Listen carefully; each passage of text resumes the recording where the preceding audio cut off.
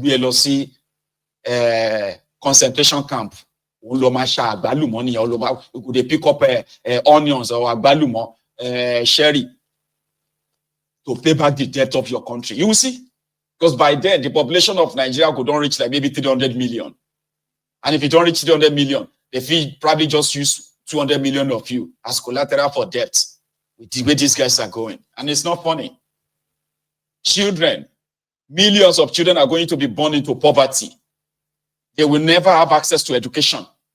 They will not have access to good health care.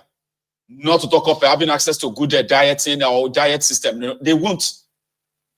And that is the report card of APC when they are done. There's nothing they can say today.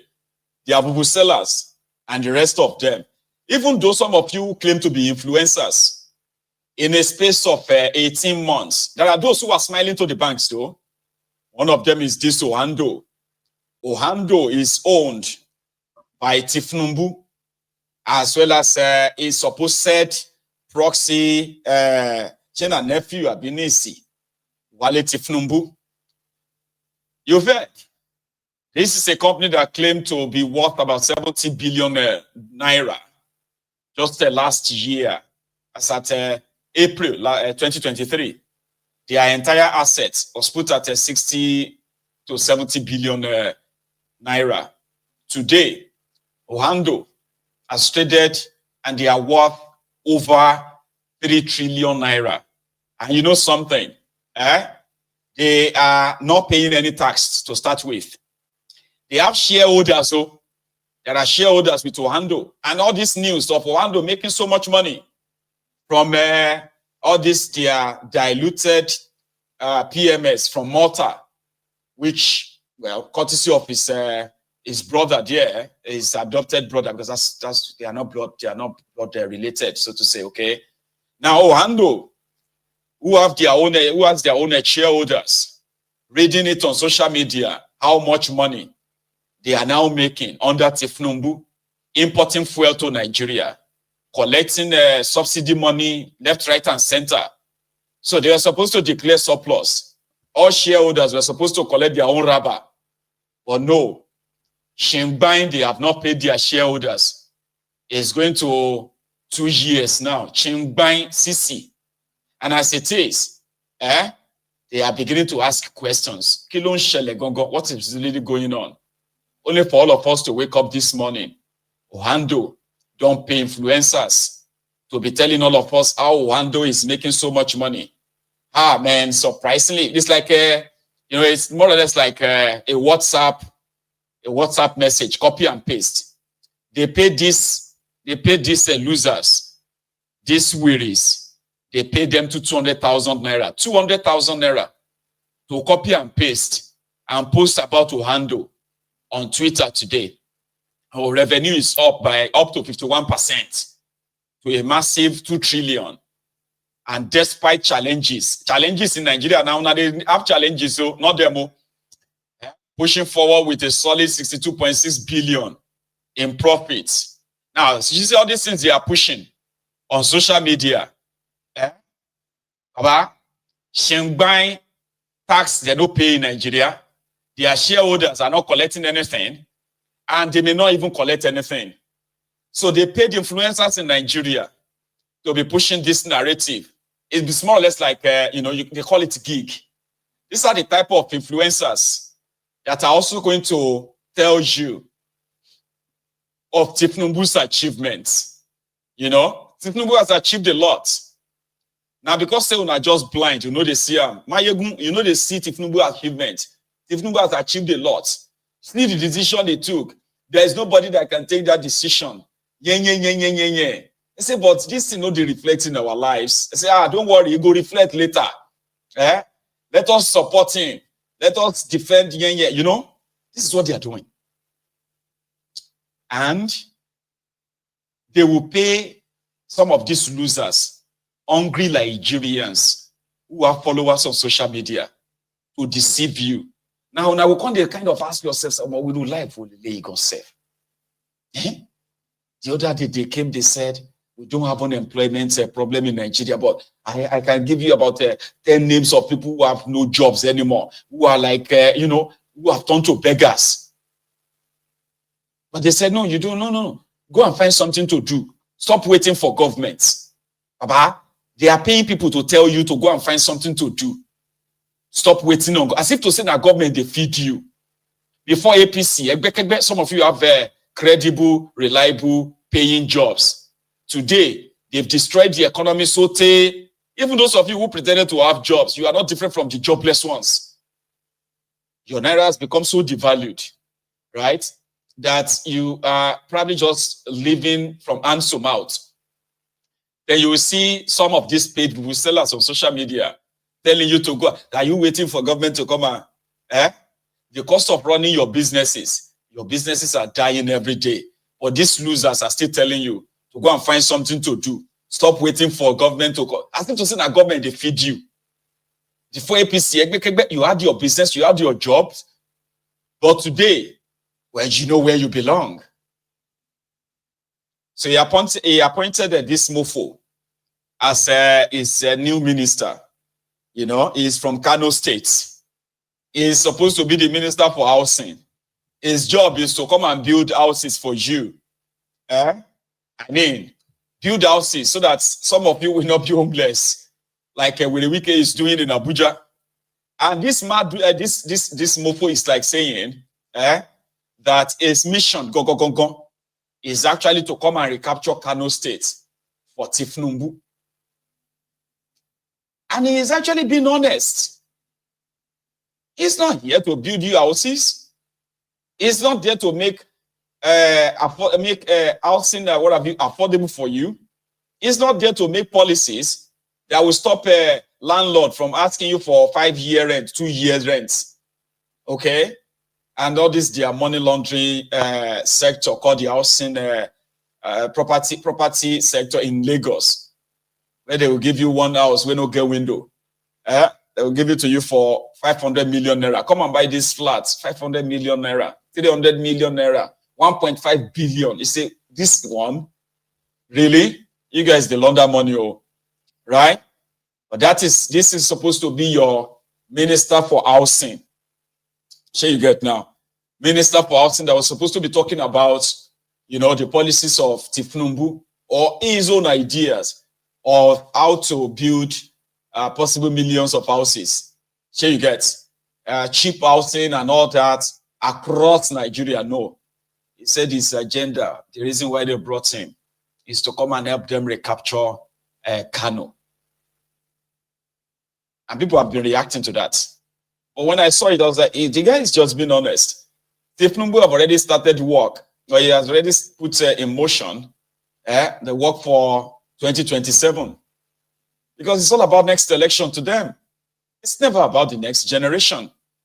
It is just some moves who probably believe the paid acts, paid liars, people who are pretty much like court jesters, ass lickers, crumb eaters, crumb chasers, and all these guys, all risers, who are there to collect their own rubber, get paid, lie to you, and then blame you, gaslight you. That's what they do. So when you begin to question show us what you are doing, go, they will tell you that you can't see it now. You will see it later. But when they make all the policies that turn your life upside down, that one is not later. That one is actually immediate. And they are saying that his decision is to further help you. Don't worry, you will appreciate him later. See, for me, if you ask me, I am going to say he is doing well. Because, number one, they will never stop. What state capture truly means is that a lot of you are going to you are just existing in what Adeola called a dystopia. Yeah, you are living in a bubble. So when, like Carnival, when everything conquer for your eyes, you will be the one to stop them. Right now, what you are experiencing is called full-time state capture. No doubt. I will leave that for now. Let's go to Saudi Arabia, where Koluwu left Lakurawa terrorists in Sokoto, in the northwest of Nigeria. The Lakurawa terrorists, we have now been told, they are actually being funded from all these Gulf countries, Qatar, UAE, all those, yeah, not just Iran. No, you think that okay, Iran, us. No. You see all this Kuwait, Qatar, UAE. There's another one in between there, Jordan. All these places, they are those that have now been fingered in sponsoring this Lakurawa terrorists in Nigeria. And they said they've been around for over 6 years. That the politicians knows. The politicians, the northern politicians, they knew them before now. And guess what the Lakurawa people are promising? They are coming to purify Islam. Purify Islam. Islam has been so contaminated. They are offering them in the northern part of Nigeria. They are offering them Usman Dan Fodio kind of Islam. That's exactly their quote. Usman Dan Fodio's kind of Islam. Pure Islam. Purified Islam. Islam purifier. That's who they are. They will kill everybody. Even if you are a Muslim, you are not spared. Because your own kind of Islam may not be the type that Sheikh Usman Dan Fodio approve. All those rag-wearing lunatics, deserted dwelling madmen, terrorists. They said it is Usman Dan Fodio kind of Islam that they want to enforce in Nigeria, starting from northern Nigeria. So that you are a Muslim, you are not spared. And I know, see, I want to feel sorry. I want to pity some of you who are like Muslim from southern part of Nigeria, who always take offense when we try to expose these lunatics. You take offense. You think it's an attack on your religion.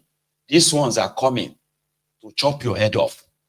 Because if they found out that you are not practicing Uthman Dan Fodio's type of Islam,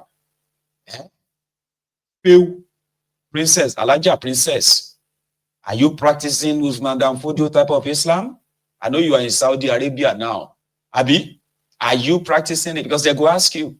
If they grab you, Alaji Wahab, sir, I know you always disagree with all these lunatics. So I'm just asking you direct questions because now be the Muslim way they closer to me. Call my uncle in the US, Tabo. I don't know if you are watching too. Are you practicing Uthman Dan Fodio kind of Islam? Or you will wait for the purifier to meet you? Listen to Bukati, a guy who is a specialist in documenting the terrorist activities, the terror activities of these terrorists in northern Nigeria. Listen. Exactly is going on, the nature, ideology, modus operandi, the orientation, the mission and the vision of this Lakurawa group. What do they mean? Why are they setting out? Why did we allow them to go this far? He's a researcher and on issues of extreme terrorism. Mr. Bulama Bukati, who is also a lawyer. He joins us from London virtually. Thank you so much, Mr. Bukati, for joining us tonight on the program. Give us an understanding. When I was speaking with you earlier on the program, you said these guys are not new. The appellation of a new terror group, according to you, is not true. Yeah, it's not true, Sheon, because the group that are called Lakurawa today have been sporadically living or camping in the northwestern part of Nigeria for over 6 years now.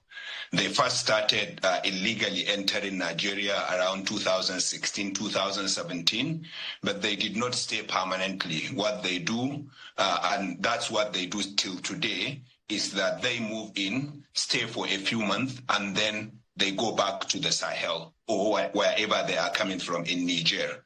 And from the information I am gathering, what could be happening, and this is my hypothesis so far, is that this is a group that is being fought by the Nigerian and the Malian military.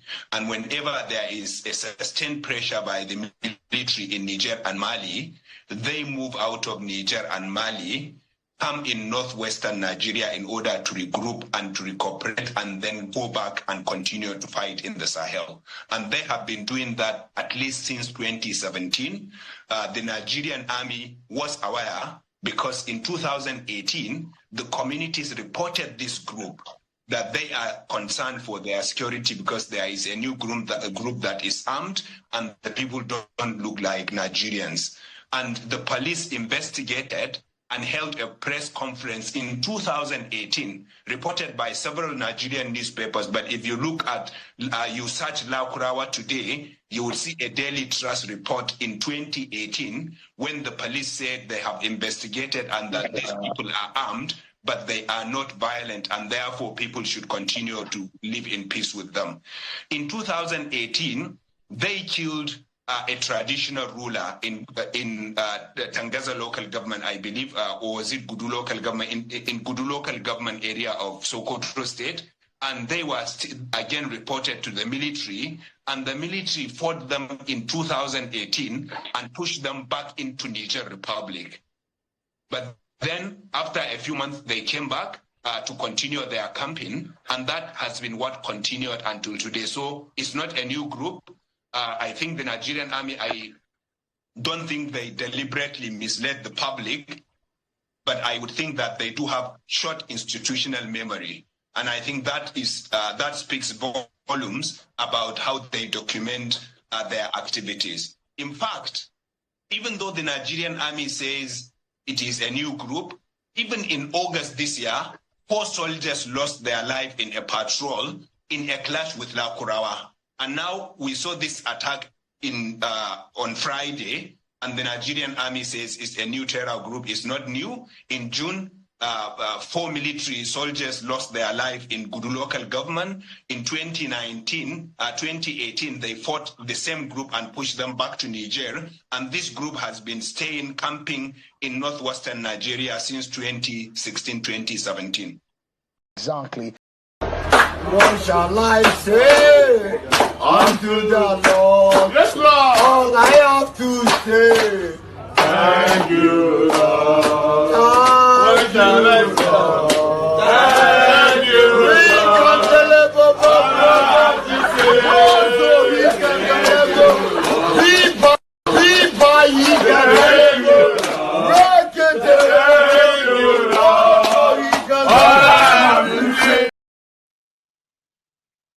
That's not meant to be funny. It's just so you know that when we tell you that there is an intentional cover-up in protecting and shielding these terrorists in northern Nigeria. Do you see the parts where he said they are not new? And the Nigerian police gave a press conference in 2018. And even though these guys are armed, they told the people to continue to coexist with them, that they are not dangerous. So until they became louder today, that the Nigerian army is now feigning ignorance. Nigerian army is claiming that these are new group, but they are not. That Bulama Bukati, that's his name. Bulama Bukati, that guy. He lives in London, though, right? But he's a very, very strong guy that continued to expose some of these terrorists, like even during the time of Boko Haram, to the point that the Fulani terrorist, the Boko Haram terrorist, they've actually declared him wanted too. That if they get him, they're going to kill him. Bulama. Well, he just gave us an hint there too that, yeah, they are not Nigerians. But he said he believes they are being sponsored by the Malian and Nigerian government. That can be this junta. When you say Nigerian government, remember that it was last year that the military junta overthrew the government of Niger. The guy that was Bazoum, that was supposed to be the friend of Boko Haram, was sponsoring Lakurawa terrorists, Abi, because that's what I see in it. Similarly, in Mali, that they also overthrew their own government. Remember, in 2021. So, which means the government in Mali, the government in Niger, before these military juntas, right, came on board, they were sponsoring these Lakurawa terrorists that they were allowed to camp in the forest of Sokoto. Nigerian security intelligence community got the wind of them, but because they claim to be descendants, the followers of Uthman Dan Fodio, to come and purify Islam, so they allowed them, and they told the public, misled the public that they are not dangerous. Meanwhile, these guys have killed Nigerian soldiers. Even this year, they killed 4 Nigerian soldiers, but Nigerian army is claiming that they are new. Yesterday, they were asking the communities in Sokoto, the people of Sokoto State, to give them information. Please give us any information you have on these people so that we can fight them. No, they are not fighting them. They are shielding terrorists. One man said in his own words, right? It was like, no, these guys are not actually like fighting. They are not fighting for religion. They are fighting for resources, whatever they are fighting for.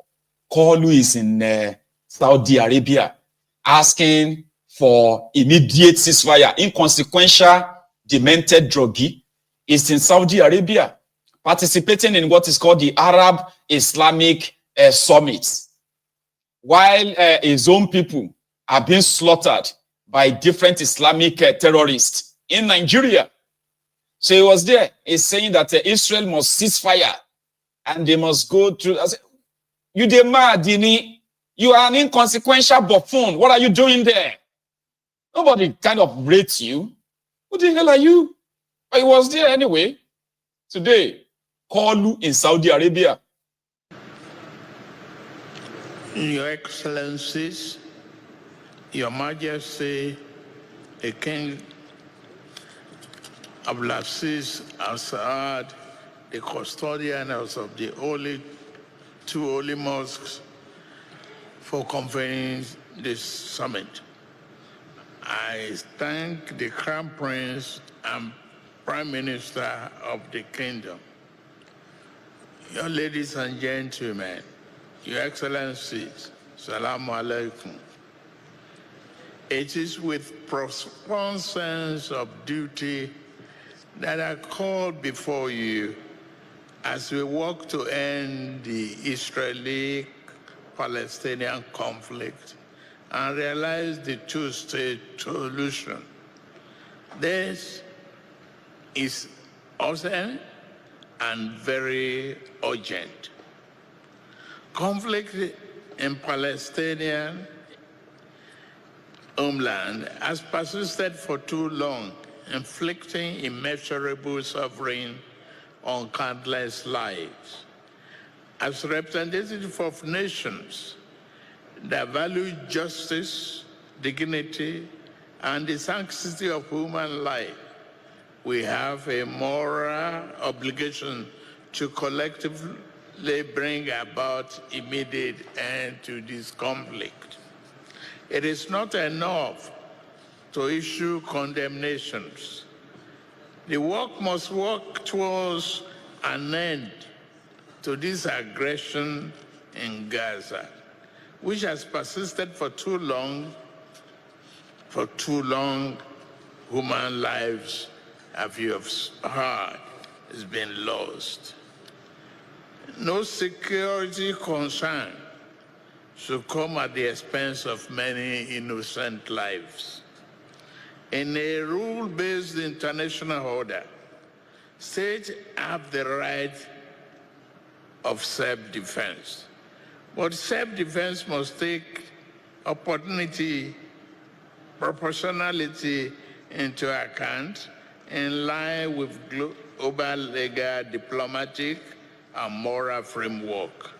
An entire civilian population in their dreams and futures cannot be dismissed as collateral. Your Excellencies, Your Royal Majesties, the two-state solution stands as a beacon of hope. I agree, representing the right of both Israelis and Palestinians to self-determination